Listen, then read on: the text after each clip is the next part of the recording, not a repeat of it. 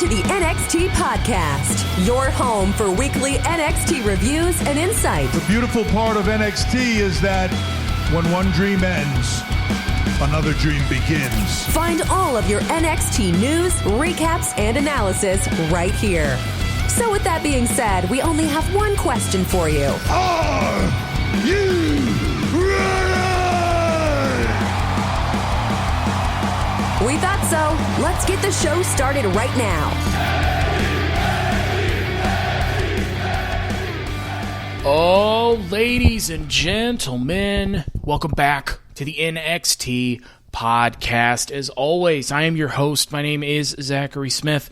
On a Saturday, hey Zach, why is it late? It's usually on Thursday edition. Shut up, I don't know. I am excited to be here with you finally to talk about NXT this week. Probably overall an inconsequential episode of NXT, but still a very fun episode of NXT, which we will certainly take. Now, before we get started, you can always find me on Twitter. I am at ZachNXT. That's at ZACHNXT. We're always talking about wrestling and other fun stuff over there. You can also check out the rest of the great podcast here on the unofficial WWE Podcast Network. Just the other week, Matt and I did a weekly roundup where we talked about Raw and SmackDown, some NXT, some of everything. It was a lot of fun, so if you haven't checked that out, please go and check that out. Now, as you know, here on the NXT Podcast, we have a segment that we call News, which is news with an exclamation mark at the end. And what it is, it's a carefully researched and curated list of news that I have done work on, and it's certainly not me typing WWE into Google, then hitting the news tab and just reacting to what's on there, because that would be unprofessional. But if you were to do that, you'd see that, you'd see not a lot's going on. Love for Tamina pours in after she finally captures WWE Gold. Her and Natalya won the women's tag titles for some reason. That's cool, man. I'm happy for her. She is a wrestler that I don't know how far she would have gone if she had never gotten hurt, but she did, and so between age in the ring and injuries, she's just real slowed down, but you can still use her as a monster. I don't think she's ever going to be women's champion, nor do I necessarily think her character should be at the moment. But it's cool that she got to win the titles with somebody who probably is a friend in Natalya, and I'm glad that she's getting love for that. As a WWE stock report, Mia Yim is still nowhere to be seen.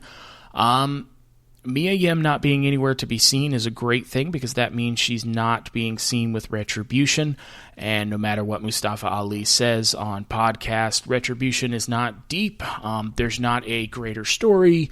There's not a bunch of meaning behind it. There might be for him, but there's not for like the company or the way they present it, or the way they've dealt with it.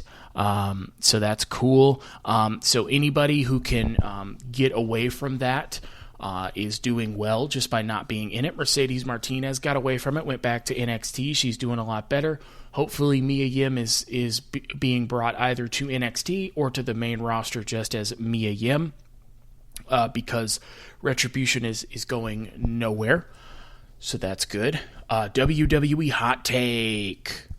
Keith Lee is the secret weapon to saving Raw on the road to SummerSlam. I mean, that's accurate. That's true. He's important. He could be the secret weapon, certainly.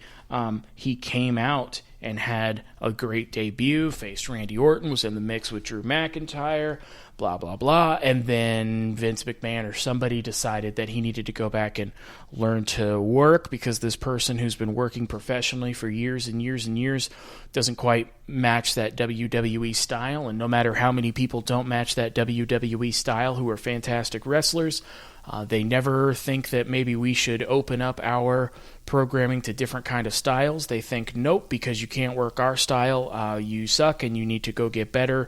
But you need to go get better at our style specifically.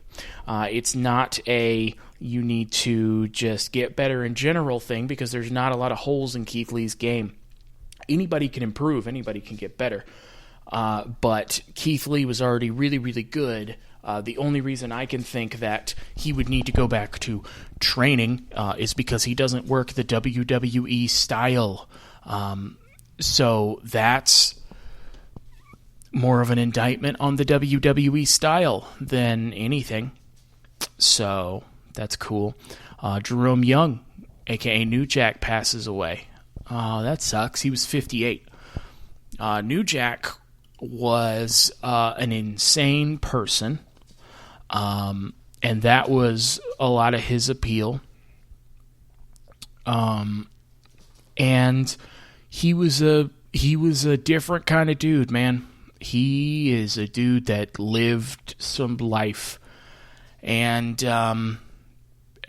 listen, there's stories about New Jack, but certainly somebody who had a really good story. I would recommend you go and watch that Dark Side of the Ring that they did about New Jack. They interview him, they go over some stories, the mass transit incident, so on and so forth. It's a very interesting watch.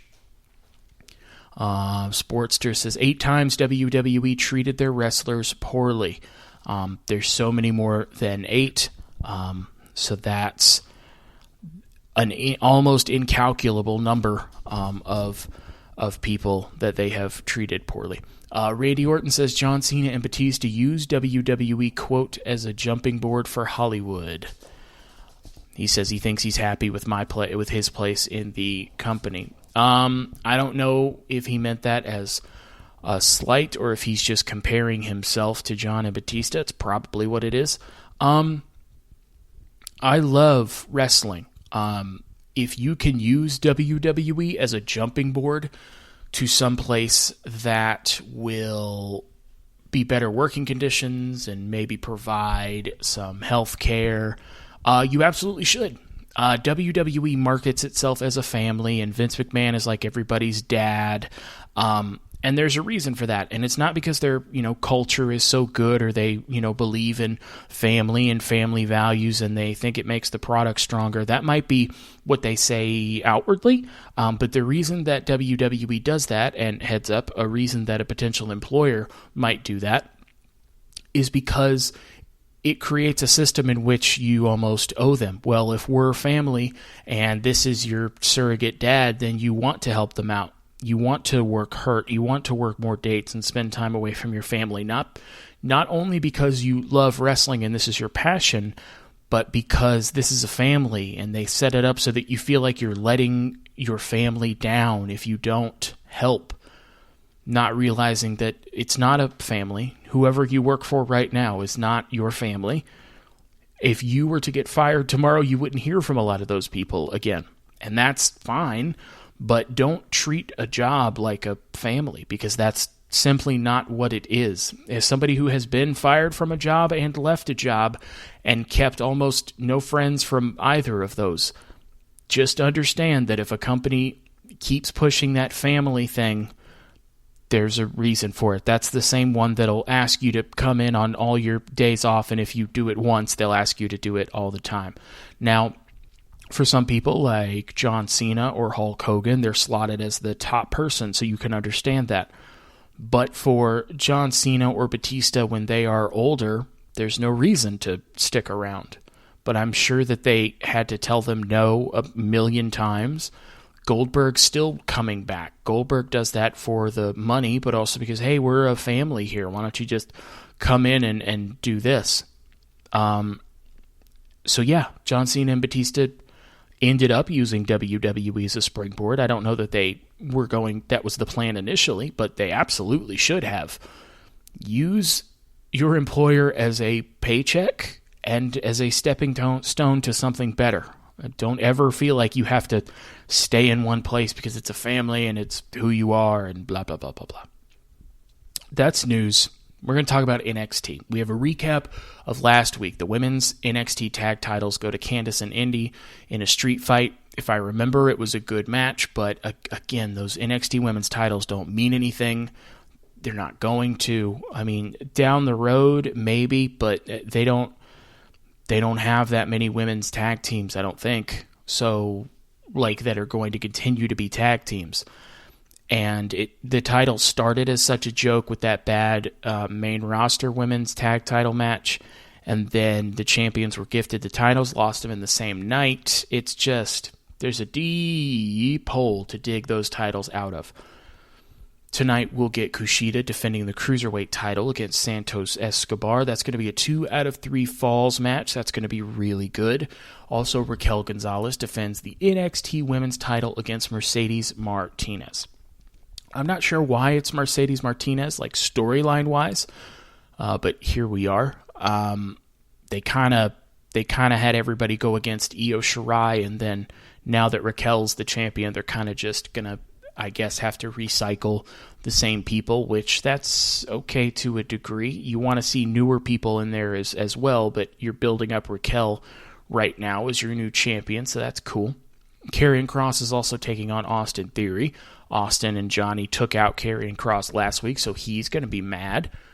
Seems like we're actually going to start with that because Johnny and Austin Theory are already in the ring. A reminder that Johnny is still your NXT North American champion. It is easy to forget at times, but he is. Karrion Kross basically throws Austin all around the ring for a few minutes. He hits that club to the back of the head, which is his finisher. I don't know if it has a name. And then he gets on top of Theory and continues to club him in the back of the head. He stares at Johnny and puts a rear naked choke on Austin Theory for the win. Now, that was not much of a match at all, but it didn't need to be. There's a different universe in which this is a really fun match where Austin Theory is underhanded and gets help from Johnny to get something of an advantage on him. And Austin Theory's really good in the ring. It's really easy to forget that because he's just a dumb guy now. But he is, and Karrion Kross is capable of working up to the level of his opponent. I don't know yet whether he's the kind of guy you put a newer person in with, like, to carry a match, but I do know he's gone against Keith Lee and let's see, Damian Priest and Santos Escobar, and he's held his own. So there's a world where this is a really fun match that Karrion Kross wins, but that's not the world that we are presently in. In this world, because he's NXT champion and because they don't really have plans for Austin Theory at the moment, he just wallops him. So he's staring at Johnny. I wonder if we're setting up for Johnny to eventually take on Karrion Kross for that NXT title once Karrion Kross beats Finn or Kyle or Pete. Like at some point, Johnny's going to lose that title. I don't think it's going to be to Bronson Reed, but I don't know. But maybe he's going to lose that title and eventually go on to face Karrion Kross, because that would be a pretty good match if they can, make it, if they give Johnny a chance to kind of be underhanded and get advantages, because, like, size-wise, that's no contest, but Johnny's fantastic. But we have a close shot of Karrion Kross and Scarlett, and then the camera pans over his shoulder and Finn Balor's in the ring. This is the same thing they did when Finn was the champion and Karrion Kross was behind him. That's a cool shot. Finn says he doesn't wait in lines. He wants his rematch. Kross says he wants it too, so let's do this. Finn says, you're on, book it. So it looks like it'll actually be Finn taking on Karrion for that NXT title. That's absolutely the best match that they could have done of the three of them. It is odd that last week Finn and Kyle and Pete were all fighting, saying that they should be the ones to challenge Karrion Kross next. And then Finn just kind of comes out the next week and says, nope, it's me. And like Pete and Kyle are just cool with that. That's weird that we spent that whole segment like a Raw last week where everybody kept interrupting each other. And then we just kind of said, forget it, it's going to be Finn. I thought we were going to do like a triple threat between the three of them and the winner gets to go on. I don't know why you would set it up that way if you weren't going to do that. It seems like we either could have done that or save time and not have the Raw segment last week, but that's fine. So we're getting Finn and Karrion Kross. So Johnny Gargano's in the back again to Regal's office. Regal says, what a surprise is that I actually don't have a meeting and I left the door open for you. Johnny says, you're making me fight Bronson Reed next week. Austin Theory gets thrown into the wolves. He thinks Regal hates him. He says, I don't hate you. The marketing team made you your own headband. You're the North American champion, but you are going to face Bronson Reed next week. Johnny's going to grab something off of Regal's desk. I don't know what it was. It was something that's probably important and on a stand, but for the life of me, I could not figure out what it was. He's staring at Regal, and he goes to reach for it, and Regal says, don't you touch that. And Johnny thinks about it, and then stares at him again, and then grabs the pencil out of Regal's hand and breaks it over his knee and leaves. That was funny. That got me. Regal is the best general manager that I can remember in a really, really long time, because he's really good at being serious, he's really good at being angry, and he's really good at being like a grumpy old dad. He's also really good at being the straight man in comedic segments. And this is working really well with Johnny. We get a graphic that says it's actually in 2 weeks that Karrion Kross will defend that NXT title against Finn Balor. So I guess in NXT, if the champion accepts a match, then it's just law, because you would think that Pete or Finn would be upset about that, but there's nothing they can do, so what are we doing? Mercedes Martinez is out first for that NXT Women's title match. Mercedes is a very good wrestler who's very experienced. And boy, thank goodness she got out of that Retribution story. I remember when Retribution first came up, Mercedes Martinez was a part of that group. Then one week she disappeared because allegedly she went and said, hey, don't want to do this. Can I go back to NXT? Pretty please. And presumably people on the main roster didn't really know who she was, because why would you? It's not WWE. So they let her. And now she's just back in NXT. I know that I mention that story every time I see her, but good God, she was smart to just come back to NXT. Mace and T-Bar are their own, I guess, tag team now with weird makeup. I don't know what's going on with the rest of Retribution. Can't remember his name. One of them, and Mustafa Ali and Mia Yim are just kind of in limbo now, because I don't know if Mace and T-Bar are still with them or what, but I hope not. I hope they just blow this whole thing up and let everybody go their separate ways, because this whole thing has been a joke. Again, to reuse this, there's a world in which this is a really fun storyline, and you can make stars out of all these people and have a different kind of main roster debut, because everybody from Retribution was either an NXT person, or in Mace's case, he was a Raw announcer, and then he went back to train to continue to be a wrestler. So there's a world in which you make Mustafa Ali look more important and give him different dimension to his character, because he's good enough to be a champion in WWE. They're just never going to let him do that. And at the same time, you build up all of these NXT people and you introduce them to the mainstream audience, and you give them a chance to operate in a group where you can afford to make more mistakes. But what they did is they made it a laughingstock from day one, and now it doesn't matter. So Raquel's out next. Mercedes is going to lose, but this will be a good match. And what do you know? After a good amount of time, Gonzalez lifts Mercedes up for that one-arm powerbomb and wins. They are calling it a powerbomb, so it is in fact a power bomb. It's not as good as Rhea Ripley and Raquel Gonzalez was, but it was fine to set up Raquel as the champion. I'm not sure what you do with Mercedes Martinez now. Not that she should have won, but as a character, but we'll have to keep an eye on her to see. I didn't see Dakota Kai this whole time, but now Dakota Kai's in the ring. She's still hanging around Raquel. I'm sure that'll come around eventually. Maybe when Raquel turns to a good guy, I'm not sure. Or maybe Dakota will turn into a good guy when Raquel attacks her. I don't know, but I know that they're probably not going to stay friends forever, because this is WWE.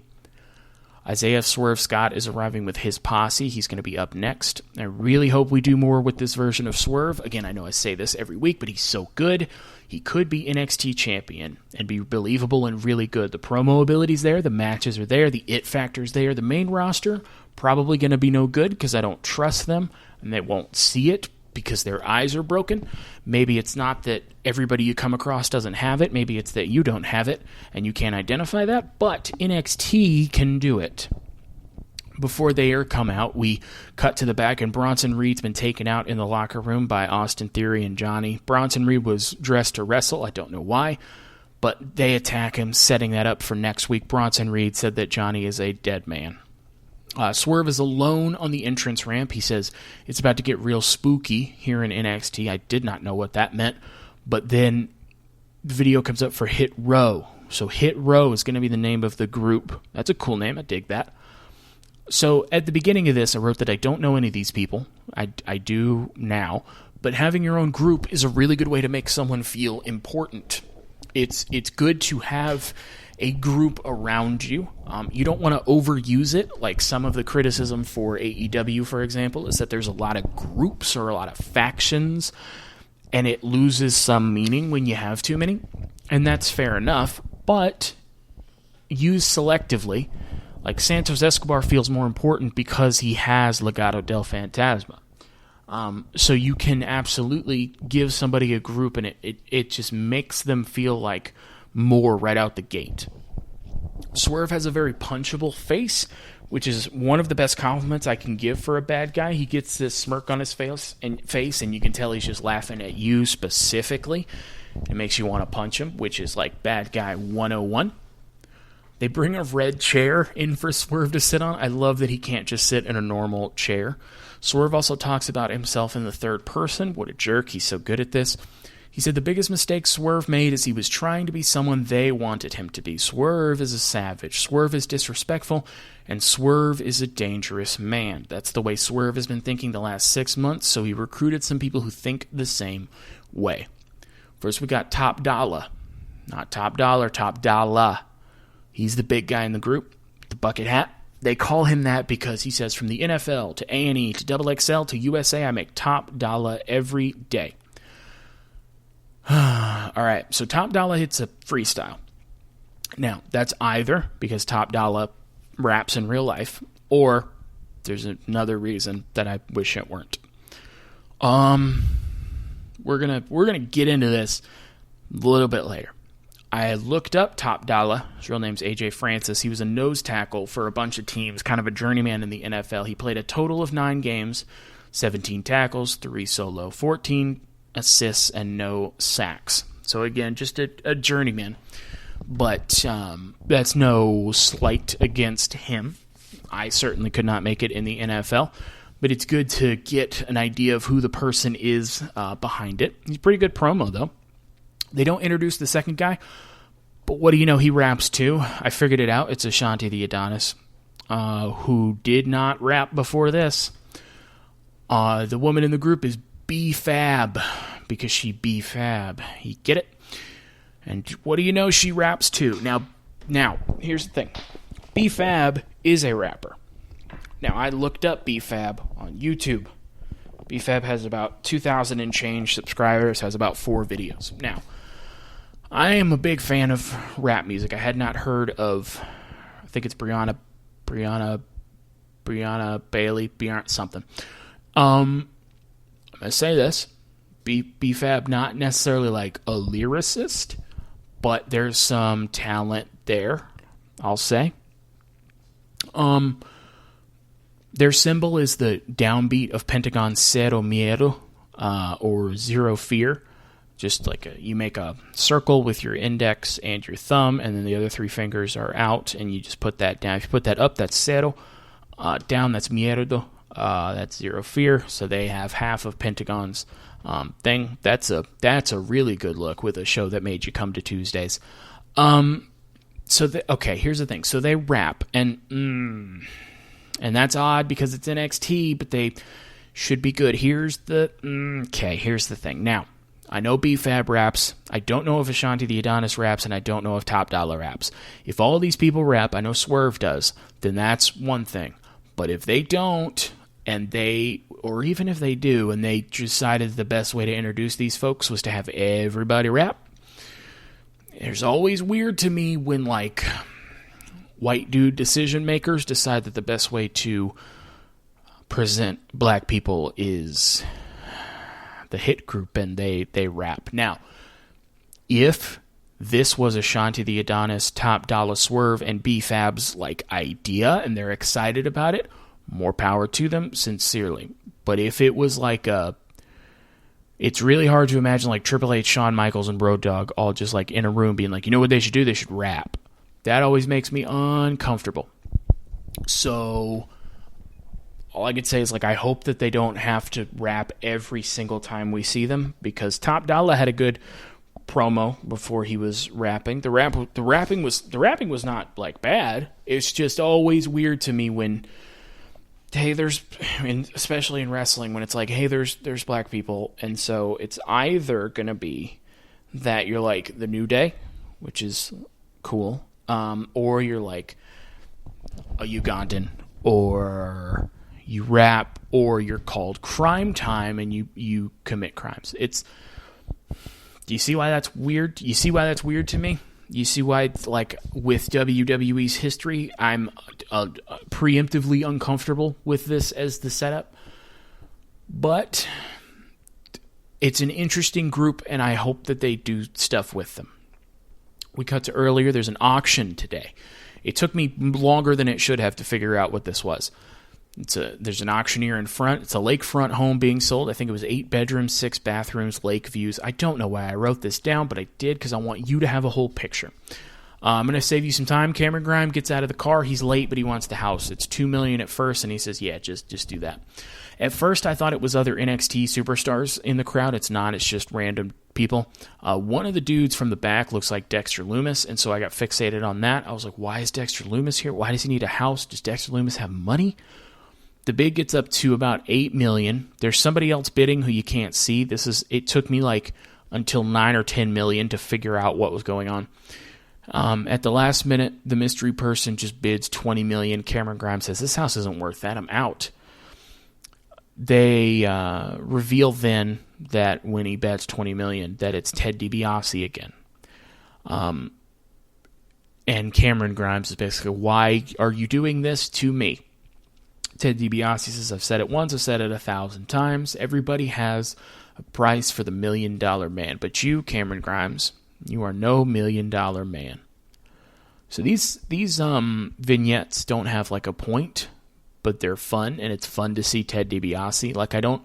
Ted DiBiase isn't going to probably wrestle Cameron Grimes, I would not think, but it's fun to see Ted DiBiase around.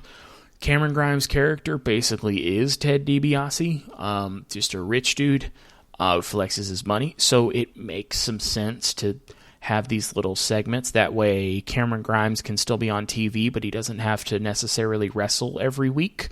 I don't know if he's like good to go in the ring or if they just want to build up this character some more, but this is a pretty good way to do it. Eventually I'm going to want to, just see him in a match, but this is fine. I'm fine with building up characters. Not everything has to have an immediately perceptible point, or like not every segment has to lead to a story like that. These interactions with Johnny Gargano and William Regal aren't going to lead to Johnny and William in a match, but they're fun. They add something to the show. They add something to both characters. This segment, did the same thing. This builds up Cameron Grimes. You're reminded of Ted DiBiase. You see that he's still doing well, and it's just fun. So I'm fine with it. Kyle O'Reilly's in the ring. He's finishing his entrance. Oni Lorcan is already in the ring. Pete Dunne is at ringside, and I, at first, was questioning why Pete Dunne was at ringside, and then I remembered that him and Oni Lorcan and Danny Burch were in a group together. You're going to remember that was Pat McAfee's group, they had some real long-winded promos, but they were really fun to watch. They took on the Undisputed Era, and then for some reason Pat McAfee disappeared, and then Pete Dunne was the leader for a couple weeks, and then it kind of fell apart, and then Oni Lorcan and Danny Burch were back by themselves, and then Danny Burch, I believe, got hurt, so they lost the titles. MSK won them, and now it's just kind of Oni Lorcan. I say all that to say that Pat McAfee group could have been fun, and now it's to such a point that I forgot that Pete Dunne was in that group with him, so he would be out there. They have a fun match here. Kyle hits that top rope knee to the back of the head and wins. I imagine that would really hurt, but also that would hurt Kyle because you're coming from the top rope down on your knees. I don't know if there's like a way to do that where you don't kill your knees, but I don't think there would be. So he gets the pin, and immediately Pete Dunne goes in to attack him, and him and Oni Lorcan beat Kyle down, and until, look who it is, Bobby Fish decided to show up this week.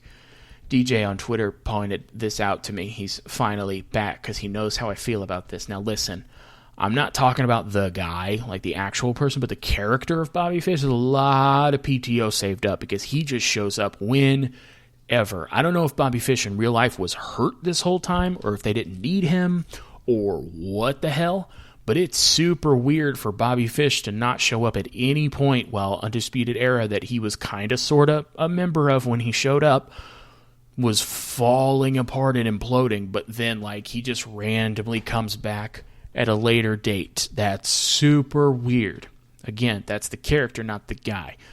They agree they aren't going to be a tag team. Fish says, I have business to take care of. I'll see you when I see you. I have no idea what they're going to do with Bobby Fish. Like, I haven't seen Bobby Fish as a single star in a long time. I don't know. The problem is he just gets hurt a lot, it seems. He's good in the ring, he's good on the mic, but he's not necessarily, I don't know if this is fair or not, or if this is just the perception, but he's not reliable in terms of getting hurt. He gets hurt a lot. So I don't know what you do with that. But I don't know. Escobar's out next for the NXT Cruiserweight title match. A reminder, this is a 2 out of 3 falls match. So they go for a long time before that first fall. Escobar hits a Phantom Driver, and he gets that first pin. Now, the first person to get 2 falls wins. Now, this is WWE, so it's going to be one person wins one, the other person wins one, and then you win the third one. That's fine. That's the most dramatic way to do a 2 out of 3 falls match. They go, again, a long, long time without a fall. I like it. It doesn't work as much for the ending, but the beginning without a first fall for a while adds some drama to it. I like it. Just let them work like a regular match, and then they have to speed up at the end. Kushida, of course, gets the arm lock. Is it called the hoverboard lock, I think? On, and Escobar has to tap out. So we are tied at 1. The next fall wins.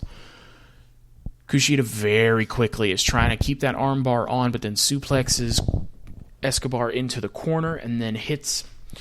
I'm having trouble with this because the announcers didn't know what the move was, and I'm a little confused too. So, if you picture a Northern Lights suplex, which is a fisherman suplex, where you suplex somebody but you hold their leg so it goes from a suplex right into a pin. Kushida does that move, except he doesn't keep Escobar's leg locked. He basically had been working on Escobar's shoulder, so he just does the suplex and holds on for a pin. He does that. I'm sure that there's a name for that, but it's just a suplex into a suplex pinning combination, I guess. I feel like Michael Cole. But he hits that, and he wins. That was a big-time rush to a finish, but it was good. I wish that they had even more time so that they didn't have to rush, because it seems as though they had all that time built in at the beginning, and so it was really good at building, and then those last 2 falls happened within 2 minutes of each other. But it was good. Kushida keeps the title. That's the right decision, and we end the show with him posing with that Cruiserweight title, and it's fantastic. So I don't know where Kushida goes from here. I don't know if he's happy being the Cruiserweight champion. I don't know. I think Escobar's going to be fine because he's really good. He can hopefully move on to better things. Maybe he can take that North American title from Johnny. But that's it for NXT, so that's about it for me. Remember, you can always follow me on Twitter at ZachNXT, at ZACHNXT. We're always talking about wrestling and other fun stuff over there. Let me know what you thought of the show. We're getting Bronson Reed and Johnny in a steel cage match next week. We're getting an NXT title match in 2 weeks. Let me know what you think. You think we're going to get any new champions? I have a feeling we might get 1 or 2. Let me know what you think over there. But in the meantime, that's it for NXT. That's it for me. I have been Zachary Smith. You have been fantastic, and thank you for listening.